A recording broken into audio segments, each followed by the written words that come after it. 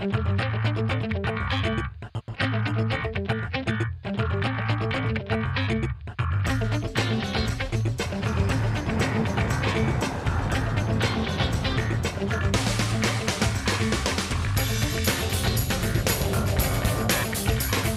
Superstars this time, a devil, a dame, a diva, a dentist, and a desperado.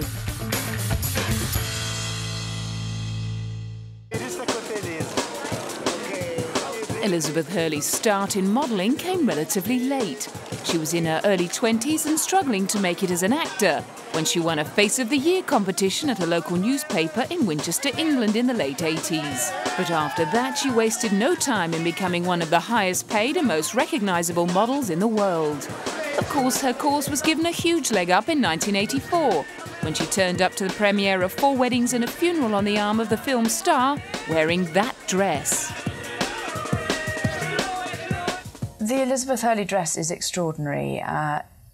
Versace was very much at his pinnacle at that time, so that's important to remember. And I think it was before the time when actresses were wearing dresses to get themselves noticed, and it was a masterclass in defying gravity. Everyone wondered at how on earth she stayed in it. And it's just sort of gone down in history, I suppose. No one's ever quite been able to come close to touching it in terms of publicity. The next year, she signed an exclusive contract as a spokesmodel for Estee Lauder, and within a month launched the company's best-selling perfume, Pleasures. The hugely successful partnership is now entering its 14th year. Another loyal fan of her work is Donatella Versace. More to come. I feel honoured because she wore Versace the best of anyone else. She really does. Absolutely. And what's the essence of Versace at the moment? The essence of Versace is Liz. Look at her. She represents everything right now. Now well into her 40s, Liz is busier than ever helping designers and cosmetics companies peddle their wares. I quite like to give up, but sadly I can't. I still have to earn my honest crust. So I work phenomenally hard still at the moment, building businesses and doing the business I have been lucky enough to be doing for the last 15 years, which is modelling and endorsements. As well as being a very glamorous coat hanger, she's got plenty of her own entrepreneurial ideas. Well, what I do more than anything else in the world right now is my beachwear company, which I started last year. And we're actually on sale in Harrods. Harrods is one of our very first customers in the whole world. And we've got a lot of our stuff upstairs in their beachwear department. We've always done extremely well here. So not only has Harrods arranged the best PA possible for this breast cancer, but I'm also huge fans of Harrods because of their beachwear stuff. So I do beachwear all the time. Last night I was in Vienna. Showing off some beautiful jewellery for Chopard. I currently am doing some work for Jordache jeans, which I adore, and I'm also starting my own organic farm business, which is in very, very early stages at the moment, but I have a 400-acre farm of my own in Gloucestershire. She also finds time to appear in the odd movie. In 1997, she was cast as the very sultry Vanessa Kensington in Austin Powers' International Man of Mystery. Yeah, right. She also played the devil in the comedy Bedazzled. Prince of Darkness. Well, the Princess of Darkness. After anyway. splitting with Hugh Grant, she shacked up with multi-millionaire producer Steve Bing. He denied he was the father of her son Damien, but a DNA test proved him a liar. A year later, Liz was spotted canoodling with another millionaire businessman, Aaron Nair, although she always remained bashful when quizzed about their romance. Oh, I don't know really. He's a very kind man and he adores me. And I adore him, of course. But it combines to make a very nice mixture. The couple ended months of speculation by announcing their wedding in March 2007. After a star-studded ceremony at Sudeley Castle in Gloucestershire, they flew to India for a second sitting, with guests overwhelmed by the occasion. Rohit Bal, who designed her Indian saris, was blown away by the event. Absolutely breathtaking. And will we be hearing the pitter-patter of tiny feet? I think next year is definitely going to be the year where we might try and sort of, get going on that front. We'll see.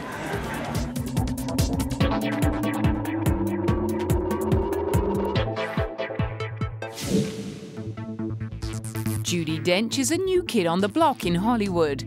Despite a glittering career in British theatre and television, which began in 1957, she made very few film appearances until 1997, when she earned an Oscar nomination for Mrs. Brown. Since then, she's racked up another 5 nominations and won a Best Supporting Actress Oscar for 1998's Shakespeare in Love. No mean achievement for a total performance running time of just 8 minutes. In 2001, she was nominated again for her portrayal of novelist Iris Murdoch's descent into the murky depths of Alzheimer's disease. I wrote. You wrote novels. Wonderful novels. I wrote. Such things you wrote. Special things. Secret things. In between all the nominations, she took time out to become a dame and to infiltrate the formerly male domain of the British Secret Service to play M in a series of James Bond movies. She also ventured into hallowed ground to play Lady Bracknell in Oliver Parker's version of The Importance of Being Earnest. Rise, sir, from this semi-recumbent posture. It is most indecorous. What do you think this means? I dare not even suspect. She then signed on to play real-life high society figure Laura Henderson, who, at the age of 69, entered the world of London theatre and introduced audiences to nudity. The film also starred veteran actor Bob Hoskins. Friends of mine have been researching the windmill for years. And they said, we can't do anything with it, can you? And I sort of looked through it and I thought, well, if we get Judi, we could do it. It would be a winner. And we got Judi.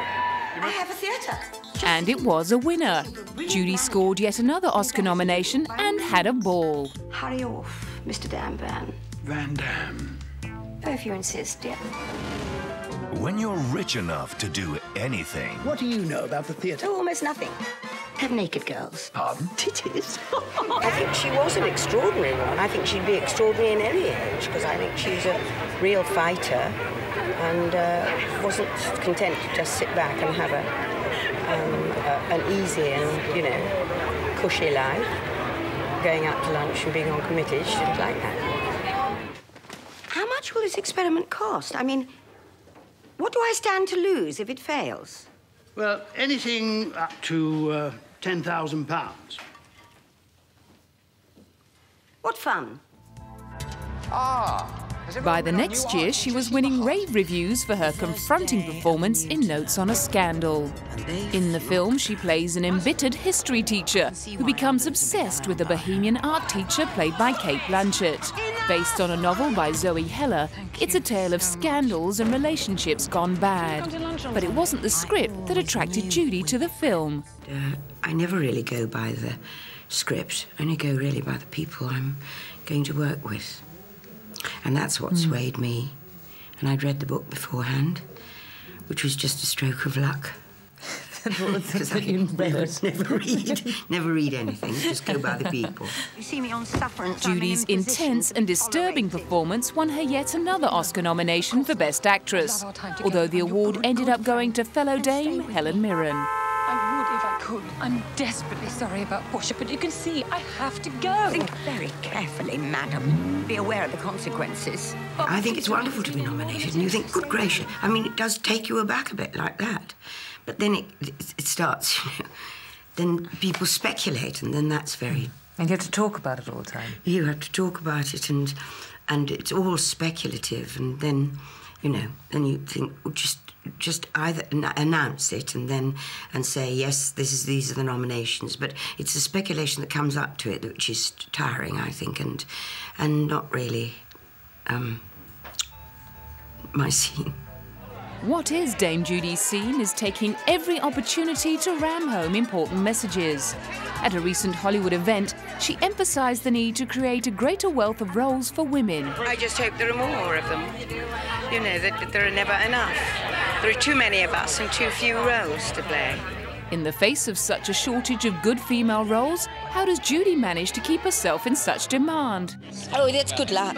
Oh, that's good luck. There's nothing else attached to that. If you're lucky enough to be asked, you think, thank God, and go and do the next thing.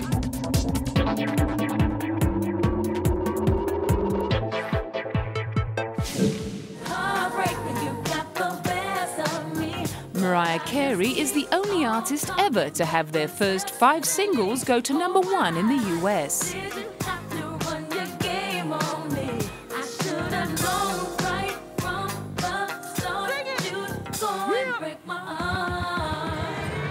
And throughout the 1990s, she remained the world's biggest-selling recording artist.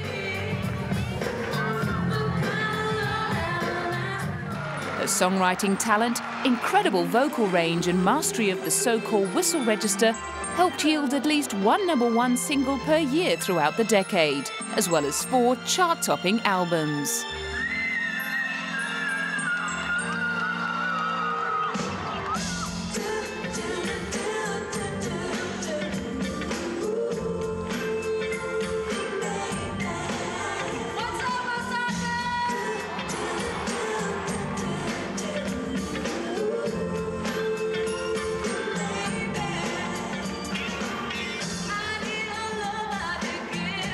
In the year 2000, she wrote songs for several movies and received the Billboard Award for Artist of the Decade. And then the wheels began to fall off. In 2001, her semi-autobiographical film Glitter and its accompanying album got panned by critics and audiences. One reviewer likened her attempts to act to someone who's lost their car keys. It won her a Razzie Award. I'm just handing to you. Mariah Carey. Later the same year, she suffered a physical and emotional breakdown and checked herself into hospital before starting the long, hard climb back to the top, which culminated in the release of The Emancipation of Mimi.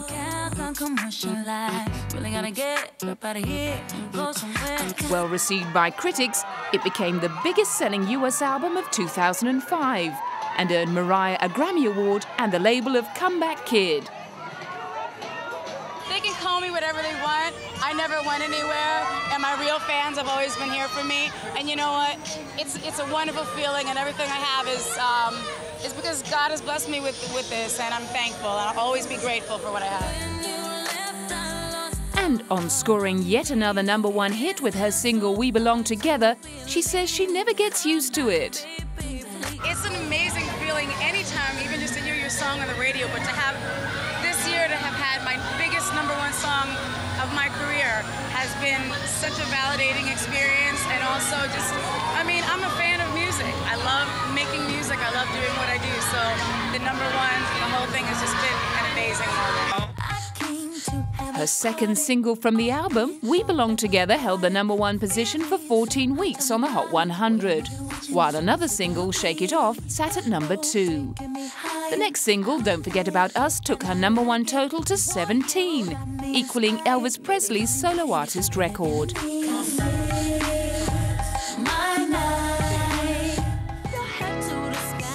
Another first was a partnership with Pepsi to write, produce and record original ringtones, available through a Motorola Phones promotion. Then she decided to take the show on the road. The Adventures of Mimi is something that I came up with because obviously the album was called The Emancipation of Mimi, and now we're having an adventure. So basically, without getting too deep into it, I want to do the songs from this album for my fans because it's kind of like our celebration. I mean, I have my 16th and 17th #1 with this record, and I think that's, you know, that's a victory for me and my fans. And so when we were thinking about going on the road or not going on the road, I said, how can I not do this, you know, really for the fans? And having weathered some serious ups and downs, she's very philosophical about her career and has learned to treasure the devotion of her fans.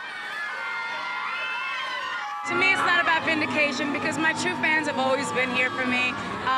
It's anybody's career goes through peaks and valleys, and that's what it's about. And the bottom line is I'm a songwriter, I'm a producer, I'm a singer. That's what I do, you know, and there are other creative avenues I want to take and I will take, but the bottom line is when you really can reach your fans and be here to actually meet them in person, that's the most validation I could ever have. It's not about charts and all that stuff. Of course, I'm grateful to have my biggest single of all time this year. It's amazing, but this is what it's really about.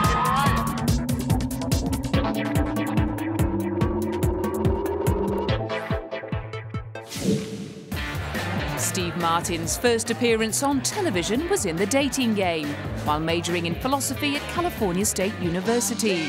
He may not have got the girl, but in the late 60s he did score a gig writing for the Sonny and Cher Comedy Hour. Throughout the 70s, with the release of big-selling comedy albums and regular TV appearances, he earned the sort of following usually reserved for rock stars. In 1979, he wrote and starred in The Jerk. He followed up with another comedy, Dead Men Don't Wear Plaid.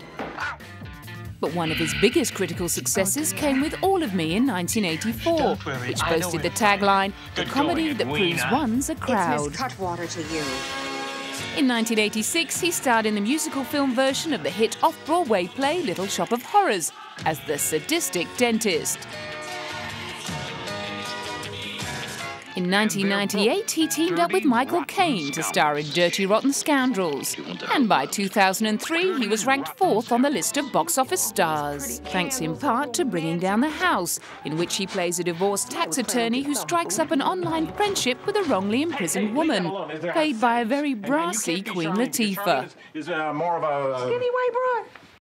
She was a delight. She's a big, strong bundle of happy fun, and she knows what she wants, and she's gentle and kind, and she's just great. The film also starred Eugene Levy, who grew up a big Steve Martin fan.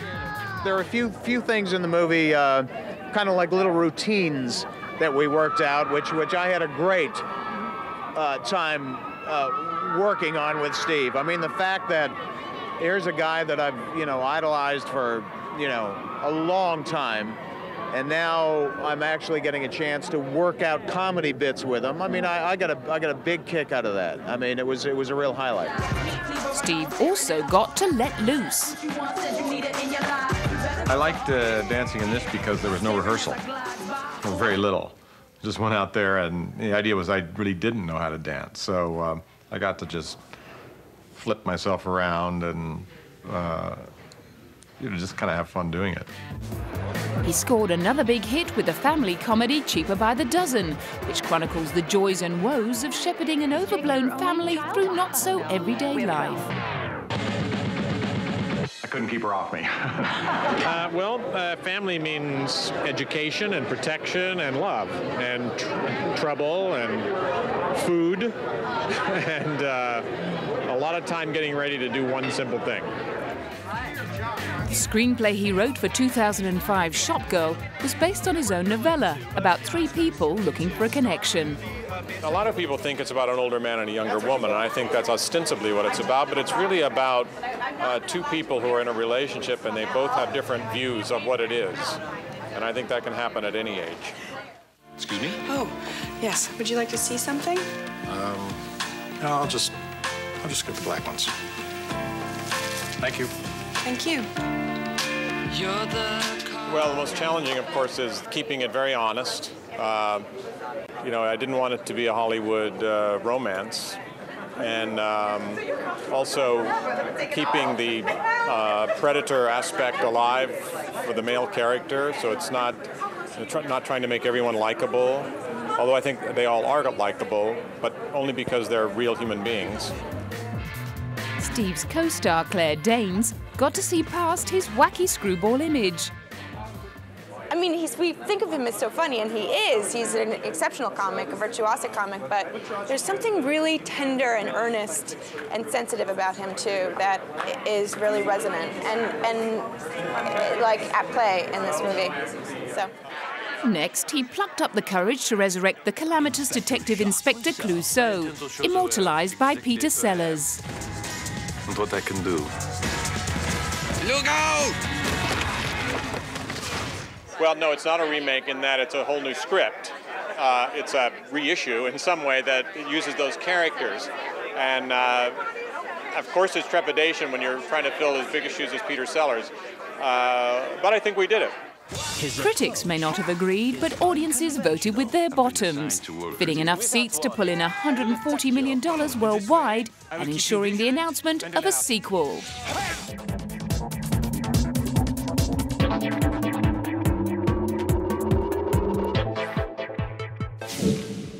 Let me tell you some things you may not know about this excellent actor. He is an adored son, a devoted husband, an amazing father, and a fascinating life partner who still makes me wake up with a smile every morning. And I'm talking about a really big smile. But then Melanie Griffiths is probably more than a little biased.